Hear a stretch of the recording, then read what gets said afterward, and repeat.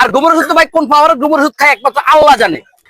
এই যে ঈদে ভাই সোশ্যাল মিডিয়াতে তো সবাই জানে যে আমার কি রকম ব্যবসা হচ্ছে, সবাই দেখছে ভাই মানুষ আর মানুষ, আমার এখানে দাঁড়ানোর জায়গা ছিল না। হিংসায় মানুষের ভিতরে কি পরিমাণে হিংসা থাকলে ভাই হতে পারে, হিংসায় জ্বলতে জ্বলতে এমন অবস্থা কক্সবাজার থেকে আয়া আমার পিছনে লেগে গেছে, আইসাই লেগে গেছে। কারণ কি?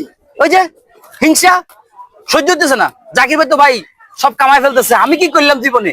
সে ডিপ্রেশনের ওষুধ খায় আমার মনে হয় ডেলি 5টা, ভাই আপনি কক্সবাজার গেলে সেই ডেলি 5টা ডিপ্রেশনের সে ওষুধ খায় শুধুমাত্র আমার কাছে কিনা দেখা। এই ঘুমের ওষুধ খাওয়ার পরেও কয় যে বলে 1 ঘন্টা ঘুমায়, আমার মাথা ধরে না ভাই। এবার আপনারা বিচারটা করেন। হ্যাঁ, 2 দিন পর পর দেখি যে হাসপাতালে টেনশন, মানে এমন এক অবস্থা ডিপ্রেশনে যেতে যেতে যেতে যেতে 2 দিন পর পর হাসপাতালে দেখা যায়। আপনি কখনো গেছেন? মাথা খারাপ, আমি যামু, আমি মানুষ খুঁজে পাইলাম না ভাই। হ্যাঁ, আরে সত্যি। আমার কথা হচ্ছে গিয়ে যা ইচ্ছা বলেন আমাকে নিয়ে বলেন, আপনি 100টা কথা বলবেন আমাকে নিয়ে বলেন, বাট আমার খাবার নিয়ে নেক্সট টাইম কোনো কথা বলবেন না।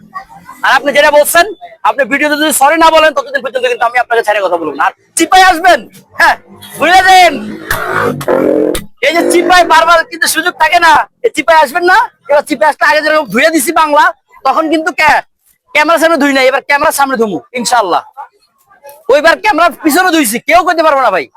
এবার হুইল পাউডার, ব্লিচিং পাউডার যা যা লাগে সব দিয়ে ধুমু, এবার সবাই সামনে ধুমু। এবার কথা কিছু বুঝছেন?